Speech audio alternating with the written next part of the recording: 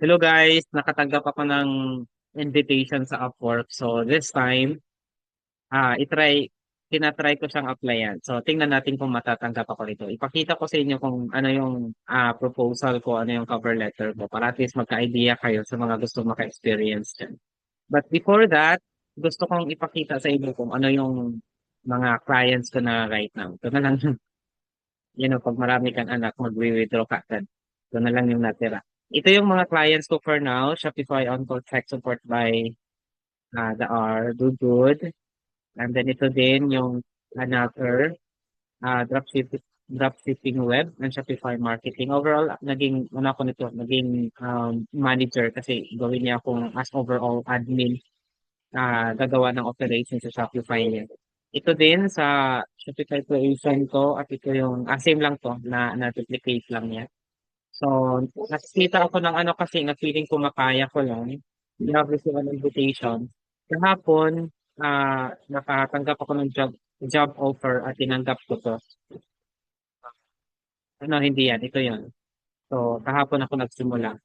Tapos, since nakatanggap ako ng another invitation, tinatry ko siyang applyan. Tingnan natin kung makita ko po ba yung balik. Baka nawala yun. Ayan, ito lang pala. Ayan, so tinatry ko siyang applyan. Ito yung message niya. Ito yung job post niya. We are seeking a skilled freelancer to assist with minor customization of our Shopify theme and personalization sections. The ideal candidate will have experience in Shopify theme development and design.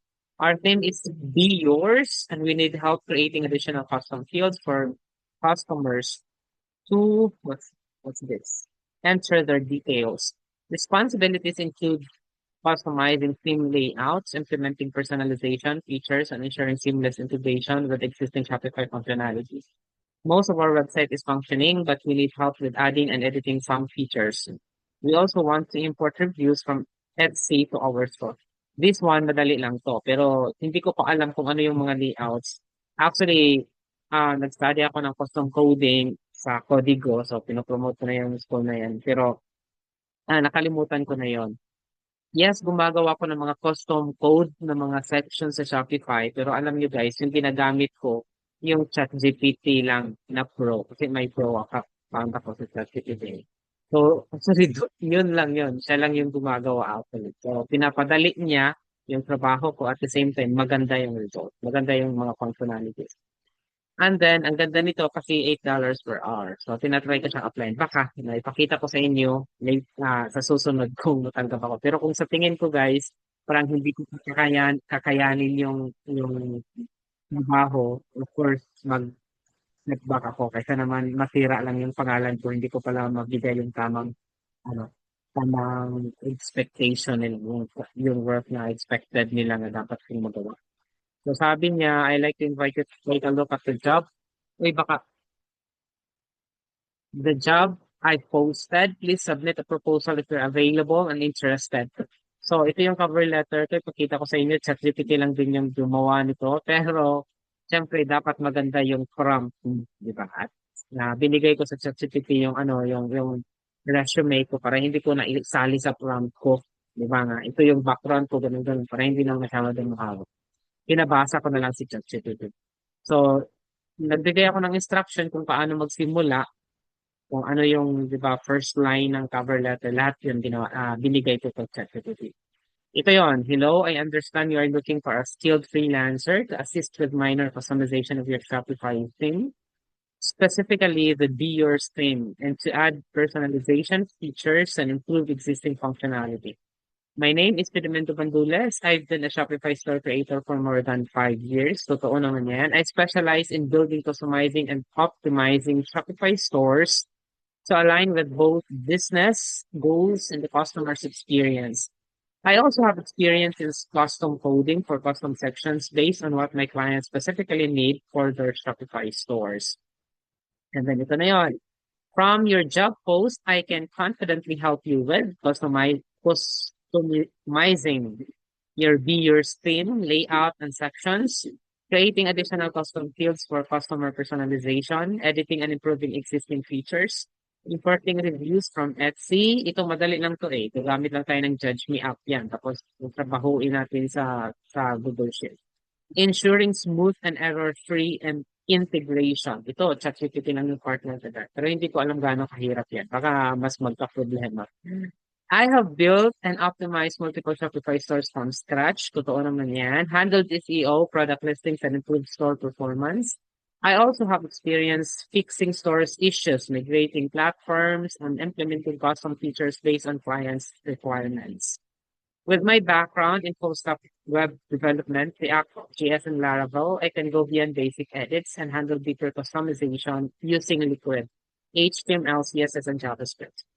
Portfolio, ito yung binigay ko on previous work. Ito yung mga nakita ko naman sa inyo. Diba? Mga totoong website yung binigay ko. Of course, totoong tinatrabaho ko mga website na to na binigay ko. So maganda kasi sa cover letter, at least magbigay ka ng mga samples na ikaw yung nagtrabaho ng website. Yan, ito yan. Ito yung tinatrabaho ko din dito. Oh, ito.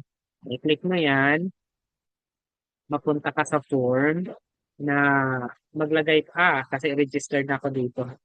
Pero maganda yung yung ginawa kong form actually. Professional actually. And then, sa how it works, iwan ko ba ko nandito? Parang wala. Yung ginawa. Ay, ito yung custom coding din na ginawa ko. Ayan. Ito yung custom coding na ginawa ko. Ang ganda naman ng design. Pero ChatGPT lang. And then, ito din, itong website na to, nag-earn na to ng thousands of euros. Ako yung gumawa ng site ito. Ayan. Diba, mga simple lang yun, di ba? Yan yung ginawa ko. Ito yung layout na to. Ako personally, ayoko ng ganitong style. Pero yun kasi yung gusto ng client. May ano naman siya, di ba? Pinag-iisipan naman yun. So, yung store nito, naka-generate na to ng thousands of euros. And actually, I'm still working with this store as part of the operation management. Ayan. And then, ito din ay Vida.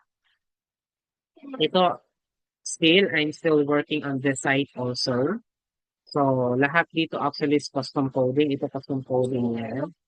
Yung next project ko nito, gusto ng clients, kasi ako lang yung mas makarelate nito, i-edit ko sa code. Pero gusto ng clients kasi na easy sa kanya. Kumbaga drag and drop lang siya using sa theme customizer. So, yung gagawin ko. Kasi may mga commands yun dapat sa backend para maka-edit siya sa theme editor. Ayan. So, ako yung gumawa ng website na yan. So, nakita niyo naman guys, pati ito, mga real, iwan ko bakit hindi na to secure. Nasa clients na yan, but hindi na yan secure. Nasa kanya na yan. And then, ito ako din gumawa nito. Error na din. Baka ano na yan, itong site na to. Kasi ano to eh. Baka kailangan ko gagamit, baka kailangan kong gumamit ng, ano yan, ng, um, ito NordVPN na sa kanilang company. Ito, clients ko pa rin to hanggang ngayon. Actually, meron pong 6 clients na yan. By God's grace. So, ako din gumawa ng store na to. Right? Ito, custom coding to eh. Yan. Coding to. Wala na to sa team edit. So, customize yan. Pero yung page builder nito na ginamit ko para mas mapadali. Yung page builder niyan, yung ginamit ko dito, yung gem pages. Kasi sa gem pages, pwede kang makadrag and drop. Mas maganda siya, mas may freedom ka na makagawa ng gusto mong layout. Ito custom coding na to. Wala na to sa theme. So, may coding na to na ginawa. Pero again, hindi naman ganun kahirap kasi sa ngayon may AI naman tayo. Basta at least alam mong bumasa ng code. Kahit hindi ka ganun ka-expert. Gaya ko, hindi naman ako expert ng code. Ito custom coding na to. Ng code. Pero at least marunong akong bumasa, maka-understand ako. Kahit konti lang. So, alam ko din yun kung paano i-prompt si ChatGPT. So, yan yun. Dami kong nilagay dito. Pagpilian niya na lang yan. At actually, yung ibang mga sites na yan, kagaya nito, na-approve yan sa GMC. Ang hirap kaya magpa-approve sa GMC. At syempre naging ako yung nag-work ng sites na yan. So parang proud na proud by God's grace of course na, oh, yung tinrabaho ko at least na-approve sa GMC. And then I would like, ito yung panghuli ko, I would love to learn more about your requirements and help improve your score. I am ready to start as soon as you share more details. Looking forward to work with you. Tapos, binigay ko yung mga certificates ko. Yan, yung mga certificates ako dyan. Tapos, yung mga highlights ko. Kasi, alam nyo, yung ano ko, yung pakita ko sa inyo, na-submit ko naman po. So, at least nakita nyo yung cover letter ko, guys, kung paano ginawa, di ba? Meron akong naka-attach yung certificates ko, naka-attach yung resume ko. Ito yung resume ko. May mga certificate. Iwan ko ba kung makita ba dito? Ayan, ito yung certificate ko kasi nag-graduate din ako sa Crypto, eBay, and Adobe Photoshop. Actually, 3 months ako na nag-study sa Crypto. Tapos, ginoal ko talaga na makatapos ako ng mga courses as many as I can. Kasi ayokong maggasto pa ng marami bago makakuha ng certificates. So, mag-exam pa lang, dapat 90% yung passing. May mga exam na dapat i-perfect mo or else hindi ka makaabot ng 90%. Kasi ilang question lang yung nandun. So, kaya meron din mga na-disappoint dyan na hindi naman yung problema yung workflow. I mean, yung standard kasi pag hindi mo seryosohin, ang hirap din makapasa sa exam. Hindi naman nila pinapadali yung exam kasi dapat in-expect nila seryoso ka din sa pag-aaral mo, di ba? Na dapat ma-develop yung skill mo, alam mo kung anong dapat gawin. Pero in terms of training sa Quick Pro ha, ito-promote ko na naman. Ang ganda. So kung try nyo, baka magpa-enroll kayo sa Quick Pro, wala ko commission dyan. Voluntary ko lang. And then ito yung resume ko. Yung resume ko, simple lang. Ginawa ko lang siya sa Canva. Yan. So binigay ko doon kung ano yung mga work experience ko. Naging executive assistant, naging Shopify store creator, naging yan, tech support, Shopify store creator, and customer support. Yan. Yung mga experience natin before, malaking tulong talaga yun, di ba? Sa application natin, na mas makahanap tayo ng clients. Tapos, saan na yun? Ba't nawala na? Ayan. Naipakita ko sa inyo kung yung sa Upwork, saan na ba yun? Ito. Pakita ko sa inyo, kasi yung record ko sa Upwork, okay naman din. Kaya parang I think malaking tulong yun kung bakit nakare-receive ako ng mga invitation. Meron namang mga invitation na tinanggihan ko kasi alam ko hindi ko kaya. Number two, hindi na kaya sa schedule ko. Kasi imagine meron akong 6 clients. Hindi naman sila full-time, pang part-time. So, kumbaga manageable lang kung anong oras ko siya gawin. Tapos, depende lang kung sino yung, meron namang week na yung isa, hindi pa nagpunta kasi nag-out of town, kagaya nung may-ari ng pet store. So, tingnan mo yan guys, by God grace lang yan talaga, 100% job success. Tapos, itong mga clients ko dito sa Upwork lang to. Meron naman kasi akong account sa onlinejob.ph. Tapos, pinaghirapan ko naman talaga siya, di ba? Kumbaga kung magtrabaho ka, hindi mo naman parang basta may trabaho ka lang. You have to work hard talaga to learn more skills at ibigay yung best mo para sa work. Kasi yung work mo ngayon, yun yung best recommendation for your next work. Kagaya nito, binigyan ako nila ng, di ba, ng 5-star reviews, 5-star reviews. Kita niyo naman. Tapos meron pa yung isang clients ko na pinupost ko muna kasi nagka-problema sila. Sinabihan niya ako magbibigay din siya sa akin ng reviews. Diba yung mga ganun, at least yung record ko dito maganda. Diba? Wala naman akong bad reviews by God's grace. So, yun lang guys. I hope naka-encourage ito sa inyo. I hope huwag kayong mawala ng pag-asa. Apply lang kayo ng apply. Diba? Importante na kahit simpleng work lang. Ako hindi naman ako magaling sa on-call eh. Kaya hindi ako natatanggap sa ganun. Parang interview pa lang na natatanggal na ako. Alam niyo guys, for me, expected ko talaga, lalo na sa online job, pag may interview, expected ko after that, hindi ako matatanggap.